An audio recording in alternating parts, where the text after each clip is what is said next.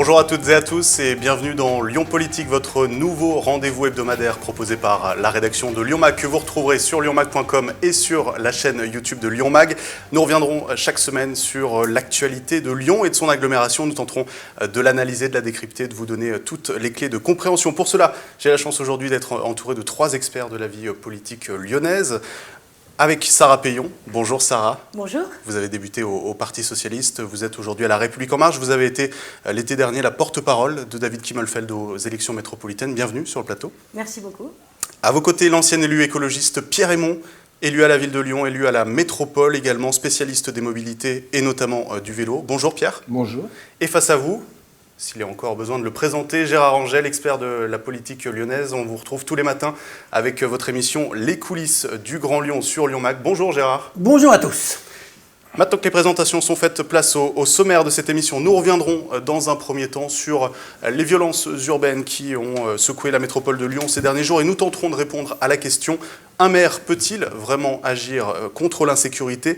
Deuxième sujet du jour, l'affaire Marine Chastan qui tweetait sur la culture du viol chez les policiers. Est-ce compatible de rester militant tout en étant élu?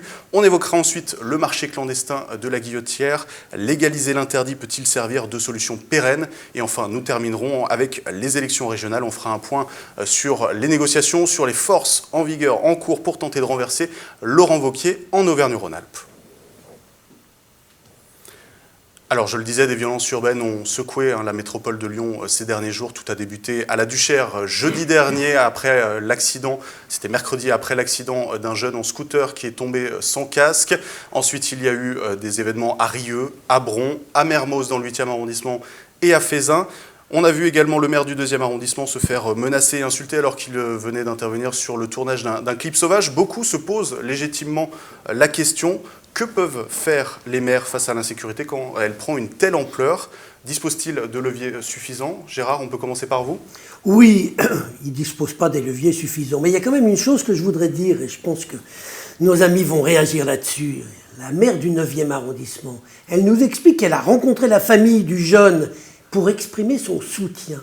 Mais attendez, c'est invraisemblable. Ce jeune, il n'avait pas l'âge pour conduire un scooter. Le scooter était volé. Il n'avait pas de casque. Est-ce que pour la sécurité même de ces jeunes, les maires, les élus, les responsables ne devraient pas commencer par sévir, parce que ça éviterait à ces enfants qui commencent à dériver d'aller plus loin. Aujourd'hui, on assiste à une dérive totale de la délinquance, de la violence, alors que ces jeunes, il faut qu'on leur apprenne à vivre en société. Et quand les parents ne sont pas capables de leur avoir appris des lignes où se maintenir, est-ce que les responsables, les élus, la police et autres ne doivent pas mettre ces premières barrières plutôt que de dire « Ah, on a de la sympathie, on exprime son soutien ». Non, on exprime un ras-le-bol et on dit « il faut arrêter tout de suite ». Ça évitera peut-être demain qu'un gamin se fasse noyer, qu'une gamine se fasse noyer dans le Rhône ou dans la Saône, comme malheureusement on vient de le voir en région parisienne. Pierre, vous avez une réponse à apporter à ça? Simplement, je pense que la ligne de la maire du 9e arrondissement est dans celle de Grégory Doucet qui a tout de suite appelé à l'apaisement. Voilà, non, enfin, je voulais dire juste, moi je n'aime pas qu'on prenne des faits divers dramatiques comme ce qui s'est passé en région parisienne pour nous les mettre comme ça sur la table. Ce qu'a fait la maire du 9e arrondissement, oui, elle a voulu apaiser, c'est ce que veut faire le maire de Lyon. Voir les parents, moi je ne sais pas si les parents, je ne pense pas que les parents ils sont incapables, les parents doivent être démunis et la situation est terrible. Ce que peut faire un maire, ce qu'essaie de faire le maire de Lyon et d'autres maires, c'est, première chose, bien évidemment, au moment à l'acmé du phénomène, au moment de grande tension, c'est déjà de faire passer des messages d'apaisement. C'est la première chose. On éteint l'incendie. Et puis ensuite, et c'est ce qu'on a commencé à faire, ce qu'ils ont commencé à faire à la mairie, puisque je n'en fais pas partie, ce qu'ils ont commencé à faire, c'est développer tout ce qui est système de prévention, insister sur l'école, sur le cadre de vie, sur la question de l'éducation populaire. Ça, c'est très important. Et puis, il y a un autre travail, vous avez dit tout à l'heure, le maire n'a pas tous les leviers. Non, mais ce qu'a fait le maire de Lyon avec le président de la métropole, c'est se battre auprès du gouvernement. Ils n'ont pas hésité à aller voir Darmanin, faire le siège de la place Beauvau, si je puis me permettre, pour obtenir des effectifs de police nationale. Ils ont obtenu 200 à 300 postes de policiers. C'est tout un continuum d'actions qu'il faut faire, et ils le font. C'est vrai que la situation est compliquée, mais il n'y a pas de... Enfin, il n'y a qu'à Faucon, on sait que ça ne fonctionne pas, et je pense qu'ils font les efforts et qu'ils font tout ce travail qui est d'englober l'ensemble de la question. Ça, Sarah, vous êtes d'accord avec Pierre Raymond sur le fait qu'un maire, un élu, doit pouvoir s'approcher de l'État, du ministère de l'Intérieur pour obtenir des choses? Alors, en matière de sécurité particulièrement, je pense que tout le monde doit travailler en synergie. On sait que les collectivités territoriales ont connu un grand Big Bang ces dernières années et que quand même les maires ont beaucoup moins de pouvoir qu'avant dans un certain nombre de domaines. Quand on se pose la question de est-ce qu'un maire peut agir, on se la pose en matière de sécurité, on peut se la poser plus généralement aujourd'hui. Quel est le rôle du maire globalement? Ça reste quand même l'élu de proximité, l'élu réflexe vers lequel les gens se tournent, un des rares élus qui est encore identifié par les citoyens et finalement celui qui connaît peut-être le mieux son territoire. En matière de sécurité, il est impossible de penser que les maires puissent ne pas travailler main dans la main, notamment avec le préfet, avec l'État, avec le ministère de l'Intérieur. Et je pense que quand on regarde un peu les maires des différentes couleurs politiques de la métropole et leurs réactions ces derniers jours, ils sont tous dans un état d'esprit de co-construction et de travail avec l'État. Donc effectivement, il y a 300 policiers qui vont être déployés en supplément sur la métropole. Ça a été une annonce de Gérald Darmanin. Mais les maires en eux-mêmes, en fait, ont une compétence de sécurité très limitée. Ils ont la police municipale, ils peuvent déployer la vidéoprotection. Mais je pense que leur plus-value, elle n'est pas forcément là. Elle est effectivement en matière de prévention. Comme je le disais, ils connaissent leur territoire, c'est eux qui peuvent aussi le transformer au fil du temps, ils connaissent le quotidien de leurs concitoyens. On voyait des animateurs à Rieux qui disaient qu'à cause de la crise sanitaire, en fait, tous les dispositifs éducatifs, sportifs, culturels avaient été suspendus et que ça avait provoqué un certain désœuvrement qui avait aussi provoqué cette flambée de violence. Donc les maires ont un rôle à jouer sur le plus long terme, sur les origines et sur les sources de l'insécurité, et pas seulement arriver en sanction en fait, voilà, et être plutôt sur le préventif, et c'est ce que disait aussi le préfet, c'est-à-dire qu'une politique de sécurité, c'est marcher sur ses deux jambes, une sécurité très ferme, mais aussi tout un travail d'accompagnement au fil du temps pour éviter que ces violences se reproduisent. Oui, mais la prévention, c'est très gentil, mais c'est indispensable. Mais la première des préventions, c'est d'éviter qu'il y ait une escalade dans la violence, qu'il y ait une escalade dans la délinquance, et ça, cette action demande à ce que dès le départ, il y ait une sanction dès qu'il y a quelque chose. Mais vous arrivez déjà après, là. Moi, quand je parle de prévention, c'est sur le long terme. Et la prévention doit exister. Et je pense que quand on veut aider ces jeunes, et il faut les aider, la première des choses, c'est d'éviter qu'il y ait dérive. Je regarde ce qui se passe, c'est à Givors, là. Il y a des gamins qui tapent sur des profs. Si on avait commencé par ne pas accepter le manque de respect. Aujourd'hui, le manque de respect, on ne fonctionne plus parce qu'il y en a tellement. Il suffisait de commencer par ne pas accepter le manque de respect. Quand il y avait manque de respect, on aurait trouvé ça dommage, dramatique, et on aurait pris des mesures. Aujourd'hui, on laisse le manque de respect, c'est pas grave, résultat des courses, on a passé stade supérieur. Et qu'est-ce que ça va être demain? Là, on a donné 2 coups de poing à une prof, demain, ça va être encore pire. Donc, soyons dès le départ fermes. Et pour aider les jeunes. Si on revient sur le rôle de la municipalité face à l'insécurité, on voit que la ville de Lyon va voter son plan de mandat et va octroyer 10 millions d'euros pour la sécurité. Ça va être la plus petite enveloppe prévue. Mais pour vous, c'est suffisant puisque de toute manière, il vaut mieux mettre l'argent sur différentes actions sociales, si j'ai bien compris. Pierre?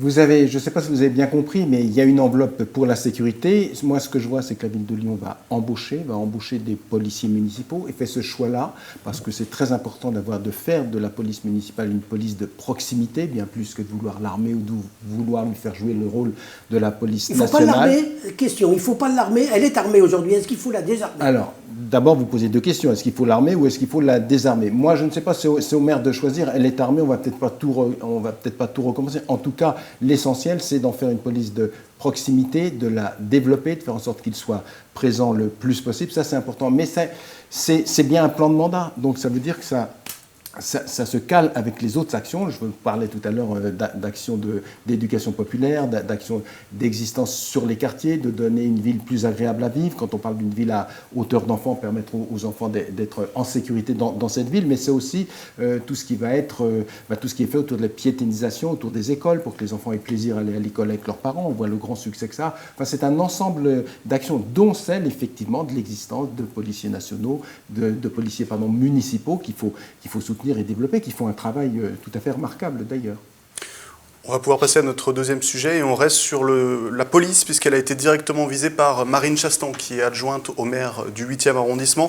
Après le défilé pour les droits des femmes le 7 mars, elle a tenté sur Twitter de justifier la présence d'une pancarte où il était inscrit « Police nationale égale scandale » et elle déclarait donc sur Twitter que la culture du viol ainsi que le victim blaming était présent chez les forces de l'ordre. Alors tout le monde, ou presque, lui est tombé dessus.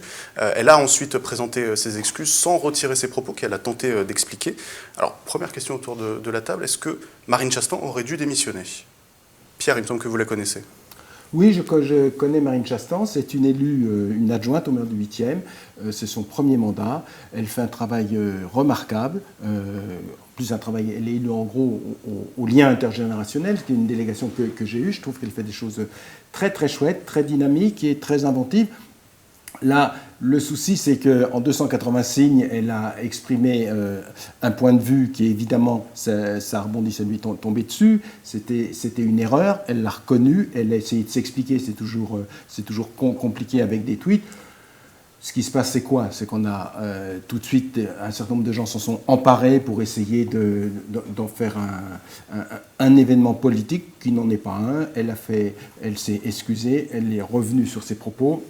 Il ne s'agissait en aucun cas d'attaquer soit la police nationale de son point de vue, soit la police municipale qui, en plus, ces derniers temps font un travail remarquable. Elle l'a reconnu, donc j'ai dit stop, quoi. Et vous dites que ce n'est pas un événement politique, mais elle est élue, donc c'est forcément un événement politique. Alors, elle est élue, il faut aussi... Elle est élue, donc elle a donné un point de vue, ça coince un peu, mais ce n'est pas un événement politique quand un élu qui a 225 followers sur Twitter écrit quelque chose comme ça, et en plus revient derrière pour expliquer qu'elle s'est mal exprimée et s'excuse. Ben non, c'est plus un événement politique, sauf quand on veut et à tout prix en faire un événement politique, quand on manque...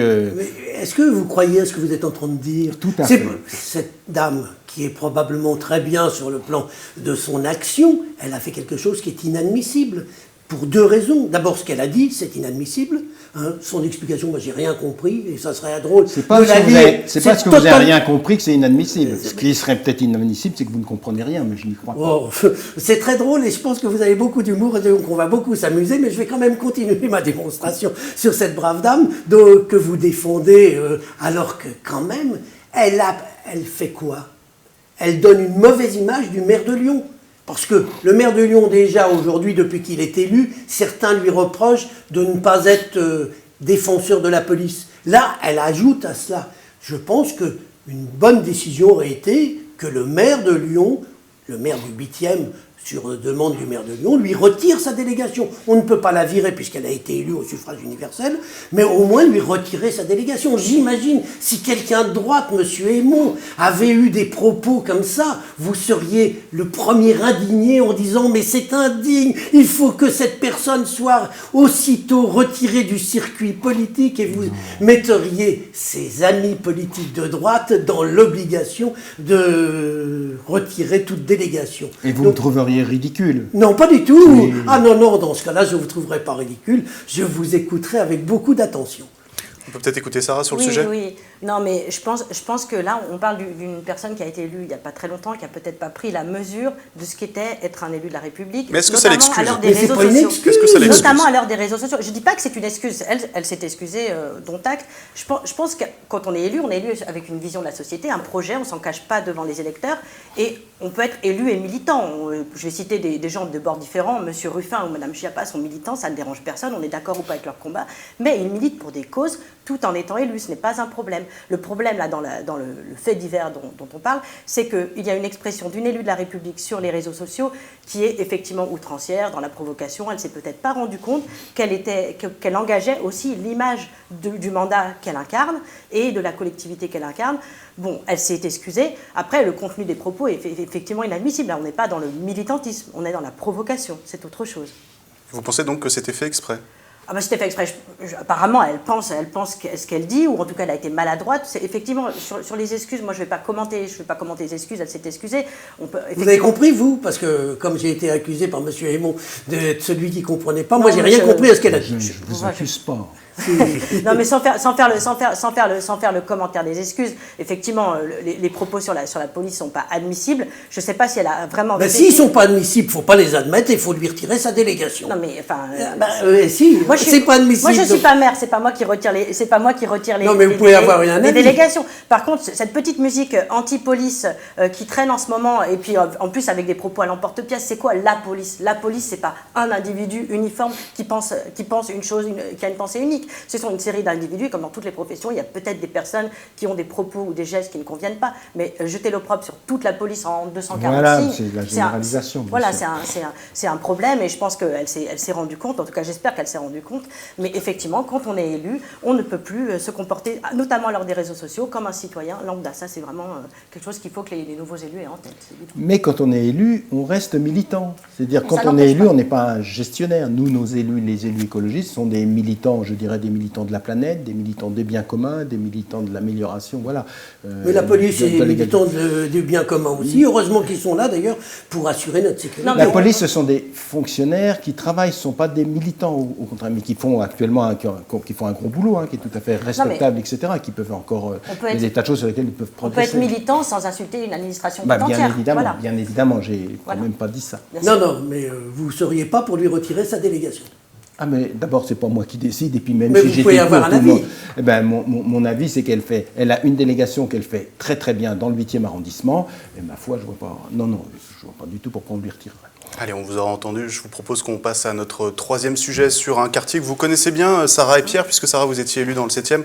Pierre, dans le 3e, c'est le quartier de la Guillotière. Gérard, probablement un peu moins, vous connaissez. La Guillotière, dont le marché clandestin pourrait être légalisé par la mairie de Lyon. Alors, puisqu'on n'arrive pas à faire respecter la loi et l'interdiction de la vente à la sauvette sur la place Gabriel-Péri, la mairie pourrait donc lancer un marché au bifin, comme un peu ce qui se fait à Paris. Est-ce que légaliser l'interdit, c'est une solution qui est logique ou désespérée? C'est pas une solution. C'est pas une solution. Enfin, là, le marché dont vous parlez à Paris, c'est une fois par mois. Faut pas s'illusionner, c'est pas ce qui va régler le problème de la place du Pont, qui est quand même un lieu de concentration de nuisances qui ne se limite pas au marché. Et c'est aussi, ces propos ont été tenus effectivement dans le cadre d'une concertation, mieux vivre à la place du Pont. Mais ce marché, il faut savoir de quoi on parle. C'est-à-dire occuper l'espace public, proposer pourquoi pas une animation commerciale avec des forains, dans les règles, qui vendent des produits avec une traçabilité, qui payent des impôts sur ce qu'ils vendent et qui déclarent leurs revenus, pourquoi pas? Mais là, le marché dont on parle, c'est ce qu'on appelle des produits parfois tombés du camion, etc. C'est du tomber du camion, ça veut dire voler. Oui, non, mais voilà, les choses par leur mot. Donc ce marché... Je parle très bien. Ce marché tel qu'il existe, en tout cas, ne pourrait pas être pérennisé en l'état. Ce n'est pas une solution et ce n'est pas ce que demandent les riverains de la place du Pont. Le problème, il est beaucoup plus large. On a essayé de réaménager cette place, on a retravaillé l'arrêt du tramway. Là, on parle de déplacer le tramway sur les quais. Ça, M. Aymon nous dira peut-être les projets de la majorité au Citral sur la question. Je pense que c'est un problème très complexe, que la police fait un travail au quotidien, tous les jours, mais comme il y a une concentration de nuisances, effectivement, la solution magique n'existe pas. Il y a une concertation qui apparemment est quand même contestée par un certain nombre d'associations, parce que moi je n'y ai pas participé, j'en sais rien, mais apparemment certaines décisions pourraient être prises sans concertation, donc c'est aussi un problème. Si on annonce une concertation, il faut vraiment écouter les gens, mais cette solution-là de pérenniser un marché alors que vraiment on sait ce qui est vendu et la façon dont c'est vendu, c'est pas une solution ni à court terme ni à long terme. Pierre, vous êtes plus enthousiaste sur cette solution ? La solution, ce n'est pas légaliser, ce n'est pas forcément pérenniser. Ce qui est proposé, c'est d'encadrer une situation. Donc qui est illégale, encadrer l'illégalité. C'est pas encadrer l'illégalité, c'est peut-être donner un cadre à une situation Donc légaliser. qui est légaliser. Ça peut être, alors, donc mais ça ne veut pas dire légaliser ce qui est. Avec encadrer, c'est vérifier, c'est peut-être faire, c'est réfléchir. En tout cas, ce qui est important à comprendre, c'est que pendant des années, on passait devant sans regarder, sans en parler, comme ça, comme s'il n'y avait pas de problème. Il y a là un problème, il y a une volonté de le résoudre. Oui, il est connu depuis longtemps, mais qu'est-ce qui ne faisait pas forcément grand-chose. Il y a une volonté de le résoudre, et surtout, ce qu'il faut comprendre, c'est que cette idée d'encadrer ressort d'ateliers de travail qui ont été faits et par la mairie du 7e et par sa mère Fanny Dubo, par la mairie du 3e, par sa mère Véronique Dubois-Bertrand. Donc c'est ce qui est ressorti de la demande des riverains, des habitants. Voilà, encadrer, ça veut dire qu'on réfléchit, qu'on va faire le boulot pour voir comment on peut sortir de cette situation qui est source effectivement de nuisances, etc. Mais alors c'est ça. Vous étiez en train de prôner juste avant le fait, sur les violences urbaines, le fait de faire un travail plus en profondeur. Or, l'ancienne majorité avait fait ce travail-là en proposant des choses avec la destruction du clip, avec effectivement de bouger la station de métro et la ligne de tramway. Des choses qui ont été, on pense, balayées par la nouvelle majorité pour faire quelque chose un peu à la va-vite. Non, ça n'a pas été... D'abord, moi j'étais dans... Vous étiez dans l'ancienne majorité, donc vous êtes triste de voir vos nouveaux amis balayer d'un revers de main un peu méprisant tout ce que vous aviez fait pendant des années, mon cher Pierre. D'abord, c'est pas ce que j'avais fait. D'autre part, ce que je peux dire, c'est que beaucoup avait été fait dans les 18 derniers mois ou dans la dernière année parce que campagne électorale arrivait, et que tout d'un coup on se disait, allez hop, on déplace la station de tramway, mais il y avait des études de fond à faire, et puis déplacer juste la station de tramway, ça peut déplacer effectivement un problème, mais pas forcément le résoudre. Donc là, ils le prennent à bras-le-corps avec les riverains en faisant des ateliers. C'est une situation complexe, il n'y a pas de solution comme ça, mais il y a cette volonté-là d'encadrer et de pas laisser faire. Voilà. Jean-Yves Sécheresse, l'ancien adjoint à la sécurité, dit qu'il y a une étude qui était toute prête, qui était sortie, et il semblerait que la nouvelle majorité n'ait pas daigné même en tenir compte, et repart de zéro. C'est quand même... Jean-Yves Sécheresse... dont vous étiez un allié jusqu'à présent. J'étais un allié, dont on était membre de la même majorité, un allié de Jean-Yves Sécheresse, pas forcément. En tout cas, je le connais bien. Oui, il nous sort maintenant, il avait tout fait avant, sauf que les citoyens, visiblement, ont décidé aux dernières élections que ça ne suffisait pas, loin de là qu'il fallait, y compris dans le 7e arrondissement, où je vous rappelle, 34% au premier tour. Pour les écologistes, voilà. Donc ça veut dire que quand même, ce qu'ils proposaient, dans la manière de travailler, la question de la concertation, la manière dont travaille Fanny Dubo, la maire actuelle, est assez, je trouve, remarquable. Et là, la volonté, c'est d'encadrer en discutant avec les riverains, avec les habitants, et ils arriveront à trouver une solution, peut-être en tâtonnant, voilà, mais pas forcément en disant j'ai la solution, j'ai fait faire l'étude. Monsieur Sécheresse faisait peut-être faire de très très bonnes études, je n'en doute pas une seconde. Gérard, est-ce que vous trouvez qu'on peut faire un parallèle avec ce dossier sur les grands débats sur la légalisation de la prostitution ou du cannabis? Alors, en ce qui concerne la drogue, aujourd'hui, il me semble que la guerre contre la drogue que la société et que la police mènent, elle est perdue. On a perdu aujourd'hui. La légalisation de la drogue, vu de mon point de vue, mais je ne détiens pas la vérité, je connais mal le sujet. Oui, non, mais moi, je ne suis pas comme vous aux affaires, donc je détiens peu de vérité. Sur des sujets, j'ai des idées, sur d'autres, j'écoute ce qui se dit, et je me dis, si on légalisait le cannabis, ça permettrait d'encadrer. J'entends certains spécialistes dire, en plus, ça éviterait que des produits frelatés, dangereux, ne circulent. Et pour terminer, aujourd'hui, le tabac est autorisé. Ça permet à l'État de faire des campagnes d'information en disant aux gens, le tabac, c'est mauvais. Voilà. Aujourd'hui, la drogue, il n'y a pas de campagne pour nous dire la drogue, c'est mauvais, puisque c'est interdit. Il y a des campagnes de prévention. Très peu, on ne dit pas aux gens, arrêtez de... Arrêtez. Moi, je suis très très inquiet. On le dit peu. Je suis très très inquiet parce que j'ai l'impression d'être d'accord avec vous. Je suis content que vous soyez pour une fois lucide. Voilà, parce que personnellement, ça fait des années que je pense et qu'avec d'autres, je défends l'idée qu'il faudrait légaliser le cannabis. Légaliser, ça ne veut pas dire autoriser à tout le monde, etc. Ça veut dire légaliser, y réfléchir. Je me souviens être intervenu dans un petit colloque un 18 juin, puisqu'il y avait un appel du 18 juin, il y a des gens qui ont de l'humour, monsieur Angèle, vous voyez, pour dire que oui, il fallait légaliser sans doute le cannabis, ça permettrait de le contrôler, Ça permettrait de casser les gangs qui se font beaucoup d'argent là-dessus et de contrôler aussi la qualité. J'avais même dit qu'on pourrait créer des emplois de contrôleurs de qualité cannabistique et qu'il y a des gens qui pourraient voir en faire des vrais postes de fonctionnaires, de contrôle, d'essayants, de goûtage, etc. Ce qui semblait susciter des vocations. Mais au-delà de cette plaisanterie, je crois que oui, il faut aujourd'hui contrôler ce qui se passe, contrôler je dirais, quand je dis oui, la qualité du produit, parce qu'il y a des vraies merdes, je ne sais pas, c'est ce qu'il y a d'autre dedans. Concernant le cannabis, puis on le voit bien aujourd'hui, qu'est-ce qui freine aujourd'hui tout ce qui est le cannabis thérapeutique? Aujourd'hui, en France, on est le cul entre deux chaises sur cette question-là, alors que dans des tas d'autres pays, c'est accepté pour alléger la souffrance, pour permettre comme produit thérapeutique. Et voilà, on est très très en retard sur ces questions-là. Il faut vraiment se les poser plutôt que se cacher les yeux, comme on a fait un temps sur l'alcool. Et effectivement, ça permettrait des vraies campagnes d'explication, de contrôle, de prévention. L'année dernière, la mairie de Villeurbanne, l'ancienne majorité, a travaillé là-dessus. Oui.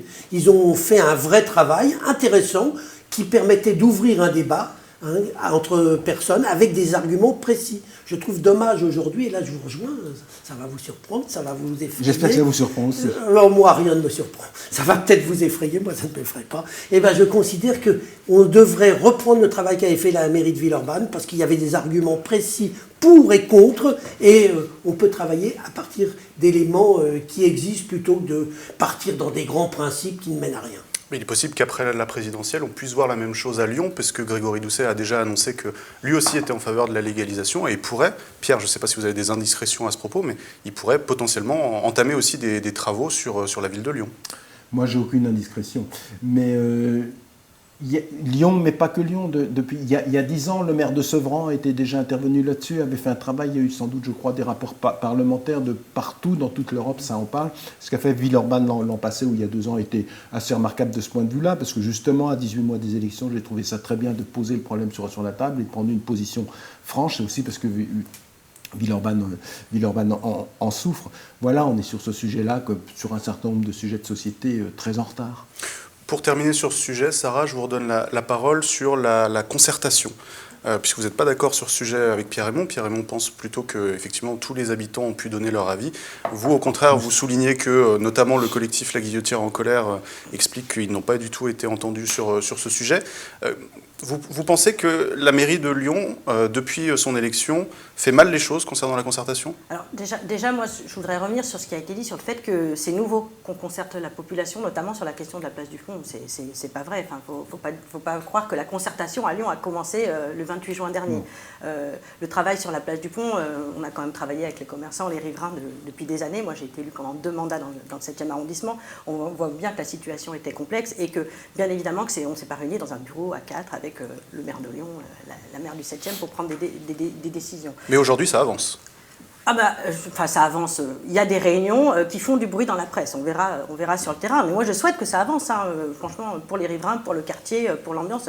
Moi, j'habite pas loin. Je connais bien ce quartier-là. Donc, je souhaite que ça avance. Aujourd'hui, moi, je le dis, j'ai pas participé à cette concertation, mais j'entends ce que disent les collectifs sur le fait qu'ils se sentent pas entendus. Donc, c'est qu'il y a quand même, a priori, un problème de fonctionnement sur cette concertation. Là, on parle de la place du Pont, mais c'est quand même sur d'autres sujets où j'entends qu'apparemment, il y a quand même des décisions qui sont prises sans beaucoup de concertation. On a entendu parler, par exemple, de l'Opéra il n'y a pas longtemps. Il y a eu le déploiement d'un certain nombre d'aménagements qui ne sont pas en plus forcément mauvais en soi. Déployer des pistes cyclables, piétoniser devant les écoles, en soi, c'est une bonne idée. Mais on ne peut pas se réveiller un matin, ouvrir sa fenêtre et avoir un aménagement qui est fait sans qu'il y ait eu tout un travail avec les conseils de quartier, avec les comités d'intérêt locaux, avec les riverains. Et puis, plus largement, alors je sais qu'on est dans une période compliquée pour réunir la population, mais il existe quand même des outils qui permettent, les outils numériques bien sûr, de recueillir l'avis de la population et de ne pas prendre des décisions forcément rapides pour avancer vite, parce que ce n'est pas parce qu'une décision est prise rapidement qu'elle est forcément acceptée, même si, dans le fond, elle aurait peut-être été celle-ci avec quelques mois de concertation supplémentaires. Mais ce sont des choses rapides, mais qui étaient annoncées dans les programmes. Donc les gens ont voté Oui, en toute connaissance de cause. Tous les programmes en détail. Moi, oui, les personnes, je suis moins sûr. Voilà. Donc, non, je pense que oui. Oui, non, simplement, c'est pas parce que quelque chose était dans un programme que obligatoirement ça va être mis en application. D'abord parce que sinon, la France serait un paradis sur terre, parce que depuis qu'on nous promet de la droite à la gauche, qu'on nous promet de tout faire bien, on sait très bien que ça n'a pas été fait. Deuxième chose, les gens ne lisent pas tous les programmes, et c'est pas parce que quelque chose est dans un programme que obligatoirement faut le faire, parce qu'il y a des réalités qui s'imposent, et il y a aussi des citoyens qui se sont prononcés contre. Vous avez, quand vous prenez Lyon, vous avez un 2e arrondissement, un 6e arrondissement, où la majorité n'a pas voté comme le reste de la ville, ben ça compte aussi, et il faut tenir compte de ce qu'ont voulu les habitants dans l'application d'un programme. Et puis on peut ne pas être d'accord à 100% avec un programme et quand même voter pour une liste. Bien sûr. Voilà, donc, même Pierre Hémon n'est peut-être pas d'accord à 100% avec ses amis écologistes. Non, il y a un petit pourcent où on n'est pas d'accord. Voilà. Mais moi, je suis bien évidemment d'accord qu'il faut de la concertation. Et il y en a eu sur les pistes cyclables, sur les aménagements cyclables. Dieu sait si je m'en suis occupé, fut un temps. Et sur la piétonisation. Et il faut voir aussi derrière le succès. Et d'ailleurs, ce qui est reproché, c'est quand vous dites qu'il ne faut pas aller trop vite. Ce qui nous est reproché, c'est de ne pas aller assez vite sur les piétonisations autour des écoles, des abords des écoles. Et on est obligé d'expliquer aux parents d'élèves que il faut prendre le temps, justement, parce qu'il faut concerter avec les riverains, il faut réfléchir au plan de circulation et que ça prend un certain temps. Voilà. Non, ça, je pense, c'est des vrais succès de cette municipalité. La concertation, c'est un grand succès de la municipalité Les écologiste. aménagements de pistes cyclables, de piétonisation. Et sur la concertation, vous voyez, depuis un an, dans quelle situation on est, et malgré ça, il y a beaucoup de concertation. Moi, j'ai regardé un peu ce qui se faisait sur la place Nelson Mandela, la concertation qu'il y a en ce moment. Et étonnamment, par voie numérique, il y avait sans doute plus de participants, plus de 200 je crois, qu'il n'y en aurait eu si on avait fait une réunion en salle. Donc, il y a cette complexité-là. Il y a moins d'interactions et il y a plus de gens qui participent. Donc ça amène aussi à réfléchir à comment développer la concertation, parce que sinon, quand vous faites ça à 18h dans une petite salle de quartier, Sarah sera d'accord avec moi, on a cette expérience-là, qui vient les jeunes retraités fringants, comme on en connaît tous, mais les jeunes parents avec des enfants, ils ne peuvent pas venir à ce moment-là. Donc comment on fait? Et peut-être qu'il faudra réussir à mixer les deux. En tout cas, ils y réfléchissent. Et moi, je ne trouve pas que ça va... Mais parce que je suis un impatient de nature, je ne trouve pas que ça va trop vite. Mais vous qui êtes proche de la nouvelle municipalité, dites-leur de concerter encore un peu plus, notamment dans le 6e arrondissement, quand ils prennent des mesures que le maire d'arrondissement découvre au dernier moment. Il y a eu des aménagements de voiries qui ont été faites et le maire d'arrondissement n'était pas au courant. Il les découvre un matin. Écoutez, sur tout ce qui est aménagement de voirie dans le 6e arrondissement, pour avoir suivi ça quand j'étais conseiller délégué à la métropole, on sait très bien la grande capacité qu'ont les maires du 6e arrondissement, là c'est le même, à faire semblant de découvrir le matin ce dont il est au courant depuis 6 mois. Voilà, mais c'est un jeu politique un peu de l'ancien monde, mais ça plaît dans le 6e, enfin ça plaît à certains élus du 6e. Oh, je découvre, mais non, ils ne découvrent pas. Puisque justement la loi impose, on en a discuté avec eux, ils ne sont pas forcément d'accord sur tout, mais ils ne découvrent pas. Je me suis même rendu, moi je me souviens, à certaines réunions publiques, sur certains aménagements qu'on faisait dans le 6e, où ils avaient juste oublié d'inviter les représentants de la métropole. Je sais comment ils fonctionnent, ce sont des gens extrêmement sympathiques, mais ça n'empêche pas. Allez, je vous propose d'avancer et de parler de politique politicienne avec la campagne des élections régionales en Auvergne-Rhône-Alpes, l'élection qui doit se tenir en juin. Qui pourra rivaliser avec le président sortant Laurent Wauquiez, si on en croit les sondages qui sont sortis? Personne, sauf en cas d'alliance. Pierre Hémon, est-ce qu'on pourra encore voir une union écologiste, communiste, socialiste? Pour le moment, c'est assez mal parti, les négociations patinent. Est-ce qu'il y a un problème entre Fabienne Grébert et Najat Vallaud-Belkacem? Il n'y a pas de problème que je sache. Union, il y aura sans doute. Le seul débat, c'est de savoir s'il faut l'union au premier tour ou s'il y aura, de toute manière, il y aura au deuxième tour. Donc pour moi, et en ce moment, ça négocie. C'est toujours un peu compliqué les négociations. Il faut que tout le monde, je dirais, en lâche un peu sur la table pour réussir à faire... voilà.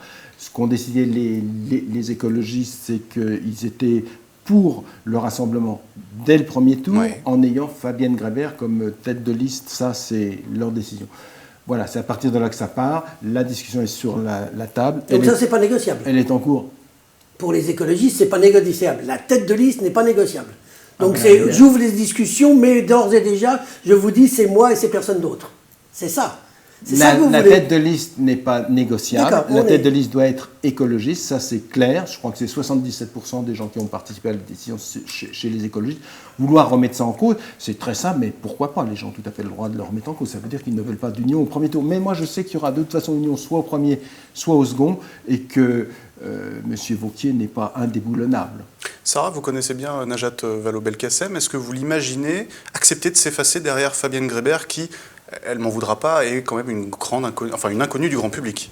Moi, j'ai du mal à commenter ce que peut penser Najat Vallaud-Belkacem aujourd'hui. Moi, je suis, pour le coup, pour ce qui est des négociations entre LV et PS, je pense que Pierre Raymond est mieux informé que moi. Moi, je suis contente de voir ce qu'il y a dans la presse. J'ai l'impression qu'il y a une proposition qui a été faite. Avec un système de 20% pour les uns, 20% pour les autres. Ouais. Moi, ce que je vois et ce qui me désole, c'est, mais bon, après, on ne va pas refaire le monde politico-médiatique, c'est qu'on parle encore de postes, de places. Je ne pense pas que l'électeur, quand il prend sa profession de foi et son bulletin de vote, regarde, à part la tête de liste, effectivement, peut-être la tête de liste départementale, qui est numéro 7, PS, socialiste, l'AREM, peu importe. Ce qu'ils regardent, c'est ce qu'on leur propose. Et là, on parle d'alliance avec un système de postes, mais sur quel projet pour la région? Qu'est-ce qu'on propose aux gens?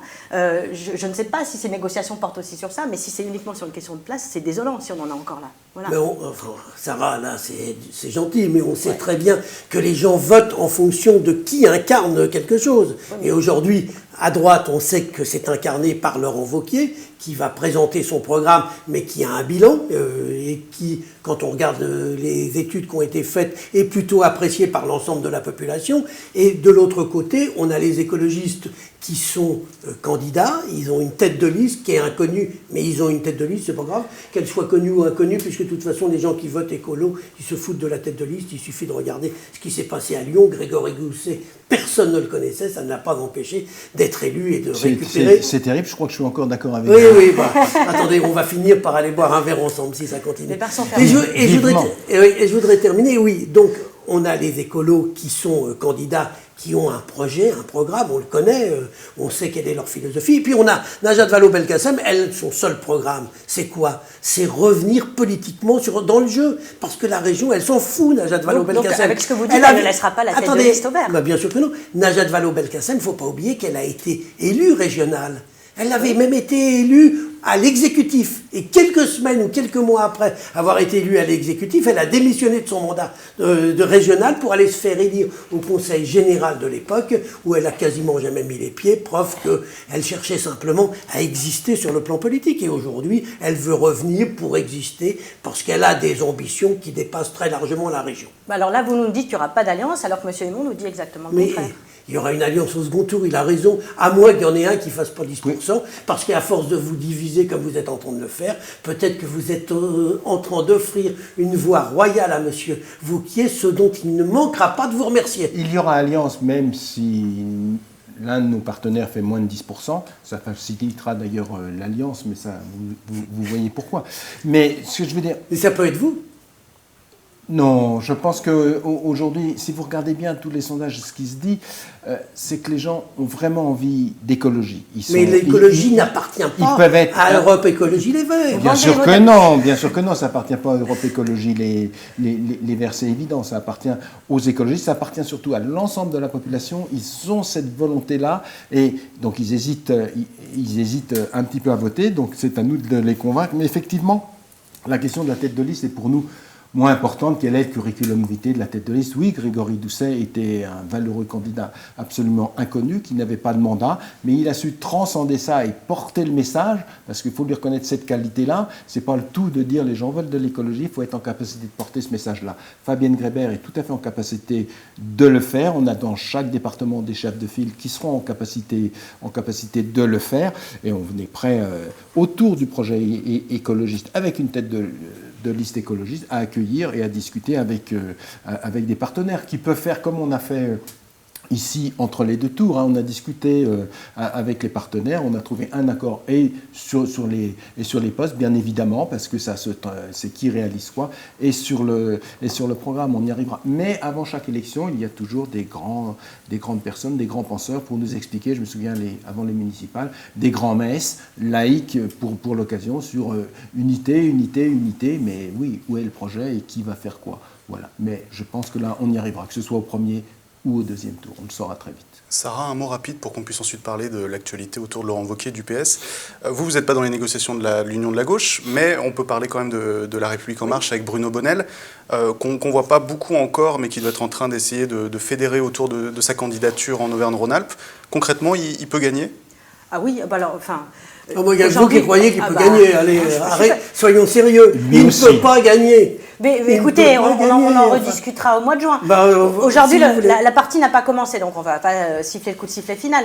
Les sondages, si on les écoutait, je pense que Gérard Collomb serait président de la métropole de Lyon aujourd'hui. On est sur un mode de scrutin. Gérard qui ? Vous étiez dans son exécutif, monsieur. Oui, oui, c'était un de vos amis et vous avez d'ailleurs fait campagne avec lui il y a 6 ans. Voilà. Oui. Bon. Bref. Il y a si longtemps. S'il vous plaît, messieurs. Donc tout ça pour dire que la campagne n'a pas commencé, que les gens ont quand même bien autre chose en tête que les régionales aujourd'hui. Bruno Bonnell, aujourd'hui, travaille justement, je parlais d'un programme, à l'élaboration de son programme, un rassemblement autour de sa candidature. Et on parle de La République En Marche, mais il y a un certain nombre de partenaires qui travaillent avec La République En Marche, qui étaient déjà des partenaires qui étaient avec nous au moment des européennes, le MoDem, bien sûr, mais aussi d'autres partenaires. Lesquels comme Agir, Territoire Agir, de Progrès, c'est quoi Mouvement Radical. Toute une série, on va dire, de partenaires progressistes qui sont en train de travailler. Et effectivement, Bruno Bonnell, effectivement, est parti un peu après Madame Grébert, qui est quand même en campagne depuis un long moment. Alors peut-être pour faire un rapport de force aussi avec le PS et dire que le coup étant parti, les dépenses étant engagées, peut-être que l'alliance doit se faire derrière eux. Nous, on procède différemment, donc il y a tout un travail autour du programme. Et comme... Vous savez, alors on n'y croit pas, mais moi je crois à la concertation. On est sur l'élaboration d'un programme collectif et ça prend effectivement un peu de temps. Mais notre campagne va partir là au mois de mars. Je pense que Bruno Bonnell est un bon candidat parce que c'est un candidat médiatique qui a bien compris que le tout sauf Wauquiez, ça ne marche pas. Puisque vous dites que les gens plébiscitent le bilan de Laurent Wauquiez, je pense que les gens ne savent pas ce que Laurent Wauquiez a fait ou n'a pas fait. Ça n'est pas leur sujet. Effectivement, il est connu. Il a la chance d'être connu. On est sur ce qu'on appelle un peu les élections de mid-term, même si on n'est pas à mi-mandat, mais en tout cas, qui sont traditionnellement défavorables au pouvoir en place. On voit quand même que ces dernières années, toutes les règles politiques sont bouleversées et que le jeu est complètement ouvert. Voilà. Donc vous pouvez nous donner un pronostic, Gérard. Je vous propose qu'on en rediscute dans une émission au mois de juin et on payera les musiciens à la fin du bal. Moi, je vous donne un pronostic, Gérard, c'est que le deuxième tour, La République En Marche fusionnera avec Wauquiez. Le deal est déjà fait entre Mignola, MoDem et tout ça. Alors Bruno Bonnell a été très clair là-dessus. Mais bien sûr qu'il a été très clair. Moi, je vous dis ce qui va se passer. La liste de premier tour sera strictement la liste de second tour. Il n'est pas question de fusionner avec M. Wauquiez. Nos projets pour la région n'auront rien à voir et nos valeurs ne sont pas les mêmes. On en reparlera en juin, effectivement.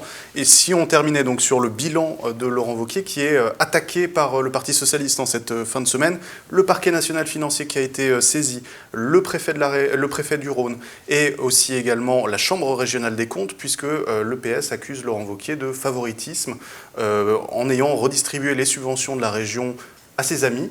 Est-ce que, Gérard, le Parti socialiste a découvert le fil à couper le beurre en politique ? C'est extraordinaire.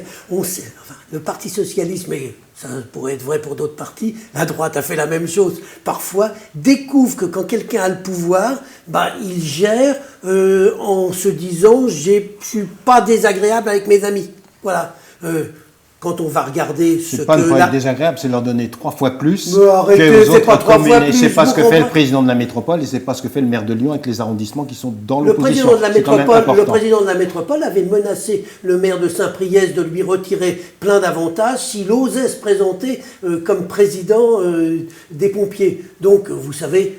Ça a toujours existé, y compris chez vos propres amis. À droite, on est plutôt parfois un tout petit peu plus de droite que ceux de gauche. Mais si, c'est un tout petit peu plus. Non, c'est pas. Non, je suis pas d'accord. Je suis pas d'accord. Vous avez bien raison. Monsieur Wauquiez est un bon porte-parole ici. J'ai été élu régional. Il m'a demandé de faire face à vous, pas du tout. Il m'a rien demandé du tout. Moi, j'essaye de regarder les choses telles qu'elles sont. Non, mais le discours déjà, ça a toujours existé. Les autres le font. C'est pas une raison. Ça, c'est pas une raison. Dans une collectivité, on peut mettre en place des dispositifs avec des critères objectifs qui permettent un bon aménagement du territoire. Là, effectivement, alors on parle du PS. C'est aussi Mediapart qui a levé le lièvre. Il faut aussi souligner le rôle de de la presse qui a fait un travail d'investigation.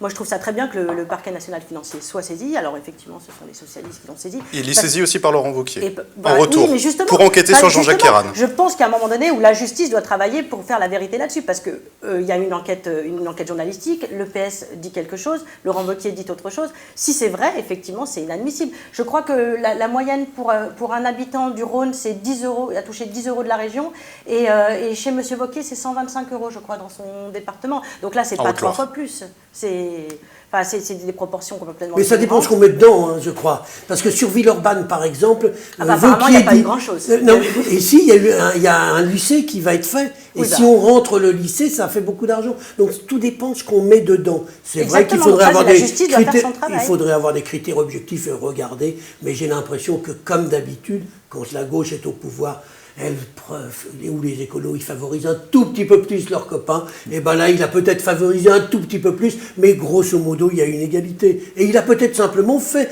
que rééquilibrer ce qui se faisait du temps de Jean-Jacques Ayran. Oui, mais c'est ça, on n'y a pas pensé.